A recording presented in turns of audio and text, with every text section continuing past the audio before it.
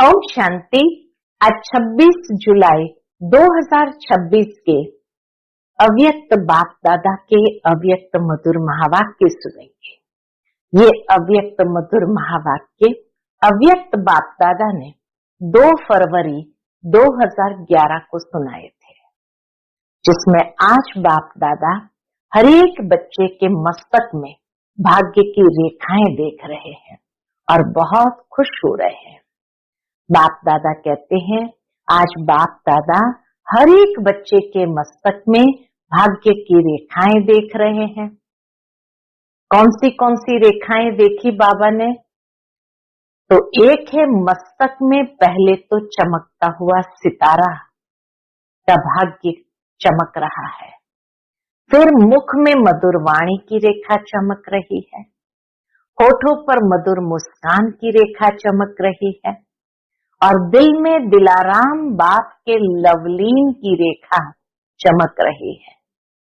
हाथों में सर्व खजानों की श्रेष्ठता की रेखा चमक रही है और पांव में हर कदम में पदम की रेखा चमक रही है। ये भाग्य बाबा देख रहे हैं और यह भाग्य स्वयं भाग्य विधाता ने हर एक बच्चे का बनाया है। कितने भाग्यवान है, पद्मा पदम भाग्यवान है कि ऐसा भाग्य स्वयं भाग्य विधाता ने हर एक बच्चे का बनाया है। बाप दादा हर बच्चे का भाग्य देखकर मुबारक भी देते हैं। क्या मुबारक देते हैं? वाह बच्चे वाह, ये भाग्य इस संगम पर ही मिलता है और कोई समय नहीं मिलता है। इसलिए बाबा कहते संगम का सुख सब युगों से श्रेष्ठ है। संगम युग की प्राप्ति सतयुग की प्रारब्ध से भी ज्यादा है। बाबा कहते हैं ऐसे अपने भाग्य को सिमरते हुए खो जाओ, अपना भाग्य स्मृति में लाओ तो क्या निकलता है? जब भाग्य को स्मृति में लाते हैं तो दिल से क्या निकलता है? वह मेरा भाग्य, वह स्वयं भाग्य दाता आपका बाप है। दुनिया वाले तो देखकर पूछते हैं आपको क्या मिला है, यहाँ रोज जाते हैं आपको क्या मिला है? तो बाबा कहते हैं आप लोग क्या कहते थे? पाना था वह पा लिया, काम क्या बाकी रहा? फलक से कहते हो कि अप्राप्त नहीं कोई वस्तु हम ब्राह्मणों के खजाने में। और मिला कैसे? बाप को जाना, माना, अपना बनाया और भाग्य मिल गया। जो बाबा को जाना, माना और अपना बनाया और भाग्य मिल गया। भाग्यवान आत्मा का चेहरा कैसा होगा? सदा हर्षित रहेगा। उनकी दृष्टि, वृत्ति और प्रवृत्ति सदा संतुष्ट आत्मा बन स्वयं भी संतुष्ट रहेगी और दूसरों को भी संतुष्ट बनाएगी। और संतुष्टता का आधार क्या है? सर्व प्राप्तियां। इसीलिए बाबा कहते आप कहते हो पा लिया जो पाना था। बाबा कहते हैं सिर्फ एक को जानने से कितना वर्षा मिल गया, आपकी जीवन ही सुख शांति संपन्न हो गई। फिर बाप दादा क्या चाहते हैं बच्चों से? हम बाबा से पूछते हैं ना कि बाप दादा आप क्या चाहते हो? तो बाप दादा हर बच्चे से यही चाहते हैं कि हर एक बच्चा सदा स्वराज्य अधिकारी बनकर रहे। ये बाबा की चाहना है। क्यों? क्योंकि अभी के स्वराज्य अधिकारी का वरदान बाप ने इस संगम युग के लिए पूरा दिया है। इन सभी कर्मेंद्रिय के मन बुद्धि संस्कार के भी मालिक हो, कर्मेंद्रिय के और मन बुद्धि संस्कार के भी मालिक हो। ऐसे मन बुद्धि संस्कार के ऊपर पूरा ही अधिकार हो, इसको कहा जाता है स्वराज्य अधिकारी। बाबा कहते इसके लिए चलते फिरते कार्य करते मालिकपन का निश्चय और नशा रहे। बाप दादा ने इशारा तो दे दिया है, कई बार दिया है। कौन सा इशारा दिया है? कुछ भी आपदा अचानक आनी है और उसके लिए अभ्यास कौन सा है? सेकंड में फुल स्टॉप। बाबा कहते हैं जब परीक्षा आएगी उस समय पुरुषार्थ का समय नहीं होगा, पुरुषार्थ का समय अभी मिला है। पुरुषार्थ माना अभ्यास, अभ्यास का समय अभी है। आपको क्या मिला है? और आप लोग उत्तर क्या देते हो? जो पाना था वह पा लिया। पा लिया है? पूछते बाबा। हाथ उठाओ। पा लिया? अच्छा, पा लिया है। बाबा कहते फलक से कहते हो कोई अप्राप्त वस्तु ही नहीं है। फलक से कहो, ऐसे नशे से कहो, है ना फकूर? और मिला कैसे? सिर्फ बाप को जाना, माना, अपना बनाया और भाग्य मिल गया। भाग्य विधाता को अपना बना लिया। पहले तो जाना, माना यानी स्वीकार किया और अपना बना दिया तो भाग्य मिल गया। इस भाग्य को जितना स्मृति में लाते रहेंगे उतना हर्षित होते रहेंगे। भाग्यवान आत्मा का चेहरा कैसा होगा? सदा हर्षित रहेगा। रहेगा नहीं, रहता है। उनकी दृष्टि, उनकी वृत्ति और उनकी प्रवृत्ति सदा संतुष्ट आत्मा बन स्वयं भी संतुष्ट रहेगी और दूसरों को भी संतुष्ट बनाएगी। बाबा कहते हैं उनकी दृष्टि, वृत्ति और प्रवृत्ति कैसी होगी?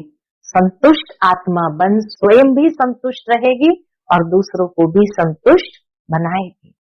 तो आप सबको संतुष्टता का नशा रहता है, क्योंकि संतुष्टता का आधार है सर्व प्राप्ति। अप्राप्ति असंतुष्टता का आधार है। तो आप क्या अनुभव करते हो? अप्राप्त कोई वस्तु है कि सर्व प्राप्ति है? प्राप्ति का नशा है सदा या कभी कभी है? वैसे तो यही कहते हो पा लिया जो पाना था। तो जहां सर्व प्राप्ति है वहां असंतुष्टता का नाम ही नहीं है। तो बाप दादा आज देश विदेश कितने देशों से सभी बच्चे आके इकट्ठे हुए हैं, लेकिन सबसे दूर से आने वाले कौन है? बाबा देखते हैं देश विदेश के सभी बच्चों को इतने दूर से यहाँ आकर इकट्ठे हुए हैं। फिर बाबा पूछते सबसे दूर से आने वाले कौन? क्या अमेरिका वाले दूर से आए हैं? अमेरिका वाले दूर से आए हैं ना। और बाप कहाँ से आया है? अमेरिका तो इसी लोक में है, लेकिन बाप दादा कहाँ से आए हैं? परम धाम से। ब्रह्मा बाप भी सूक्ष्म वतन से आए हैं। तो कौन दूर से आया? सबसे दूर कौन? यह है बाप और बच्चों के प्यार का नजारा। बाप और बच्चों के प्यार का नजारा।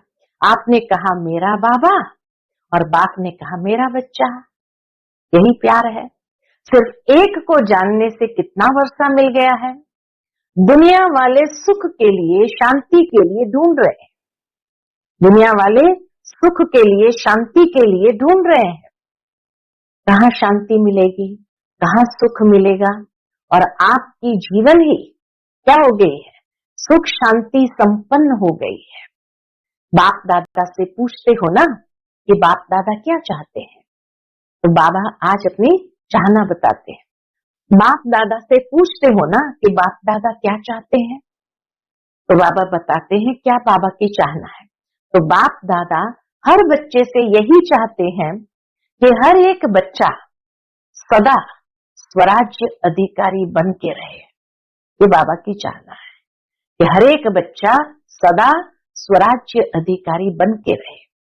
कभी कभी नहीं, क्योंकि अभी के स्वराज्य मंजूर है, सबको मंजूर है तो हाथ उठाओ। मधुबन वाले भी हाथ उठाओ। किसी भी कारण से मुरली मिस नहीं करनी है। जैसे खाना नहीं मिस करते हो तो यह भी भोजन है ना, वह शरीर का भोजन या आत्मा का भोजन। अच्छा लगा? जो नए भी आए हैं, आने को तो मिला है ना, उन्हों को भी यह नियम पालन करना है। जैसे और नियम है वैसे यह भी नियम है। ब्राह्मण माना मुरली सुनने वाला, सेवा करने वाला। अच्छा, अभी सभी तरफ के बच्चों को बाप दादा याद प्यार के साथ मुबारक भी दे रहे हैं।